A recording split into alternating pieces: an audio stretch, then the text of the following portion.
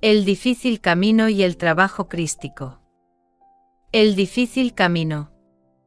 Incuestionablemente existe un lado oscuro de nosotros mismos que no conocemos o no aceptamos.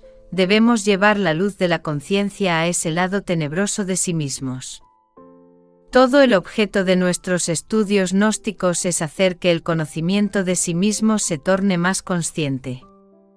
Cuando se tienen muchas cosas en uno mismo que no se conocen ni se aceptan, entonces tales cosas nos complican la vida espantosamente y provocan en verdad toda suerte de situaciones que podrían ser evitadas mediante el conocimiento de sí. Lo peor de todo esto es que proyectamos ese lado desconocido e inconsciente de sí mismos en otras personas y entonces lo vemos en ellas.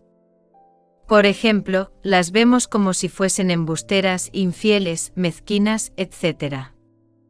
En relación con lo que cargamos en nuestro interior. La Gnosis dice sobre este particular, que vivimos en una parte muy pequeña de nosotros mismos. ¿Significa ello que nuestra conciencia se extiende solo a una parte muy reducida de nosotros mismos? La idea del trabajo esotérico gnóstico es la de ampliar claramente nuestra propia conciencia. Indubitablemente, en tanto no estemos bien relacionados consigo mismos, tampoco estaremos bien relacionados con los demás y el resultado serán conflictos de toda especie. Es indispensable llegar a ser muchísimo más conscientes para consigo mismos, mediante una directa observación de sí. Una regla gnóstica general en el trabajo esotérico gnóstico es que cuando no nos entendemos con alguna persona, se puede tener la seguridad de que esta es la cosa misma contra la cual es preciso trabajar sobre sí mismo. Lo que se critica tanto en los otros es algo que descansa en el lado oscuro de uno mismo y que no se conoce ni se quiere reconocer. Cuando estamos en tal condición, el lado oscuro de nosotros mismos es muy grande, pero cuando la luz de la observación de sí ilumina ese lado oscuro, la conciencia se acrecienta mediante el conocimiento de sí.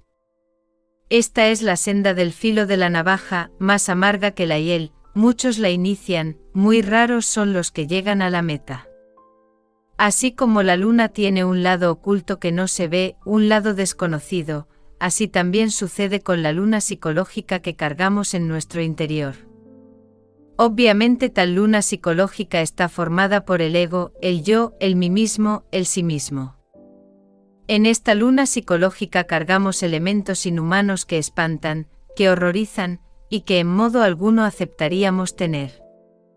Cruel camino es este de la autorrealización íntima del ser, cuantos precipicios. ¡Qué pasos tan difíciles! ¡Qué laberintos tan horribles! A veces el camino interior, después de muchas vueltas y revueltas, subidas horripilantes y peligrosísimas bajadas, se pierde en desiertos de arena, no se sabe por dónde sigue y ni un rayo de luz le ilumina.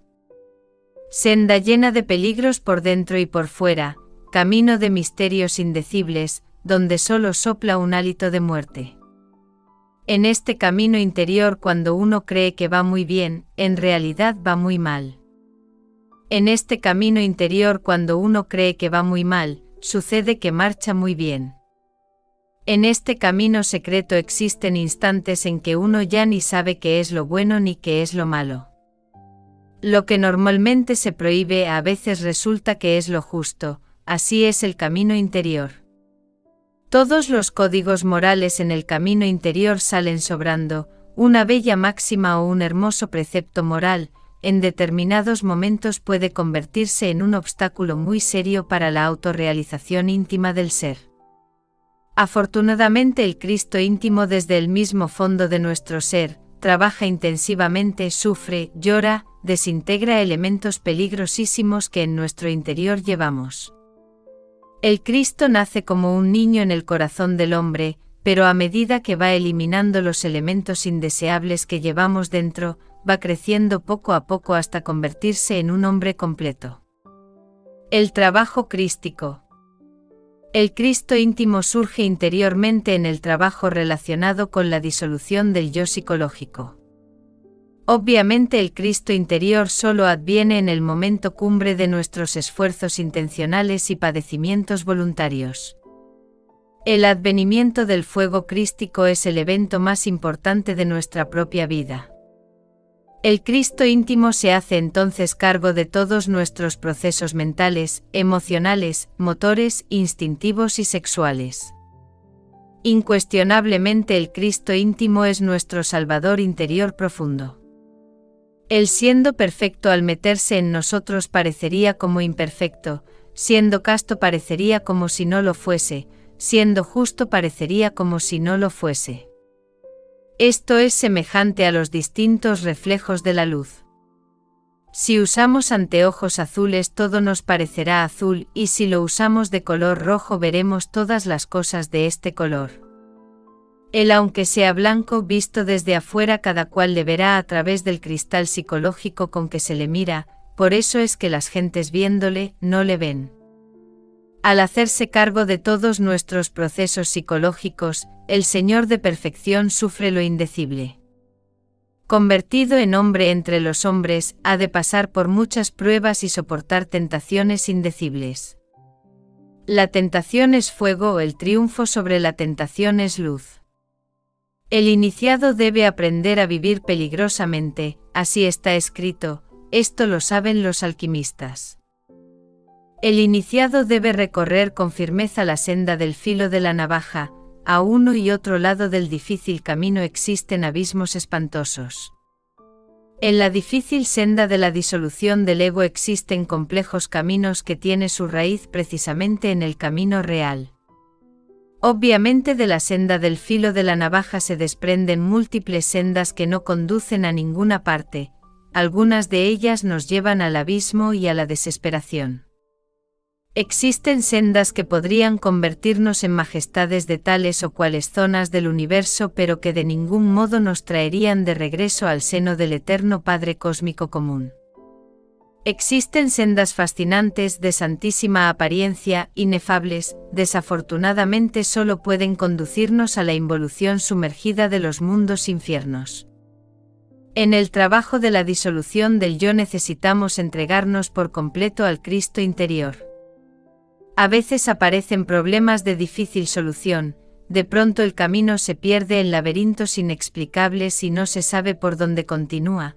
Solo la obediencia absoluta al Cristo interior y al Padre que está en secreto pueden en tales casos orientarnos sabiamente. La senda del filo de la navaja está llena de peligros por dentro y por fuera.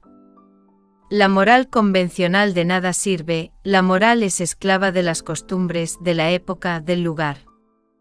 Lo que fue moral en épocas pasadas ahora resulta inmoral. Lo que fue moral en la Edad Media por estos tiempos modernos puede resultar inmoral.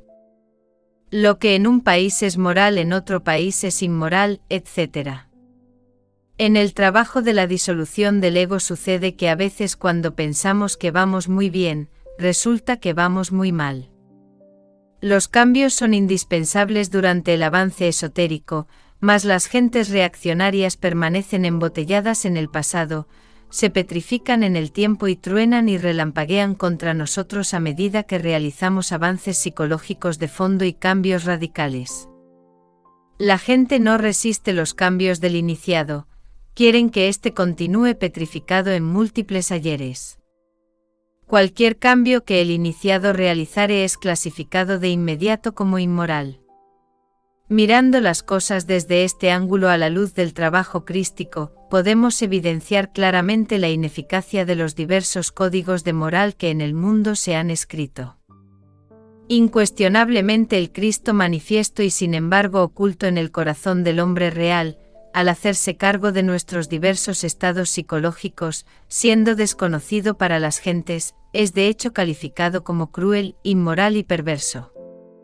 Resulta paradójico que las gentes adoren al Cristo y sin embargo le acomoden tan horripilantes calificativos. Obviamente las gentes inconscientes y dormidas solo quieren un Cristo histórico, antropomórfico, de estatuas y dogmas inquebrantables, al cual puedan acomodar fácilmente todos sus códigos de moral torpe y rancia y todos sus prejuicios y condiciones. Las gentes no pueden concebir jamás al Cristo íntimo en el corazón del hombre, las multitudes solo adoran al Cristo estatua y eso es todo. Cuando uno habla a las multitudes, cuando uno les declara el crudo realismo del Cristo revolucionario, del Cristo rojo, del Cristo rebelde, de inmediato recibe calificativos como los siguientes: blasfemo, hereje, malvado, profanador, sacrílego, etc. Así son las multitudes, siempre inconscientes, siempre dormidas. Ahora comprenderemos por qué el Cristo crucificado en el Gólgota exclama con todas las fuerzas de su alma: Padre mío, perdónalos porque no saben lo que hacen. El Cristo en sí mismo, siendo uno, aparece como muchos, por eso se ha dicho que es unidad múltiple perfecta. Al que sabe, la palabra da poder, nadie la pronunció, nadie la pronunciará, sino solamente aquel que lo tiene encarnado. Encarnarlo es lo fundamental en el trabajo avanzado del yo pluralizado. El Señor de perfección trabaja en nosotros a medida que nos esforzamos conscientemente en el trabajo sobre sí mismos. Resulta espantosamente doloroso el trabajo que el Cristo íntimo tiene que realizar dentro de nuestra propia psiquis. En verdad que nuestro Maestro interior debe vivir todo su vía crucis en el fondo mismo de nuestra propia alma. Escrito está: a Dios rogando y con el mazo dando. También está escrito: ayúdate que yo te ayudaré.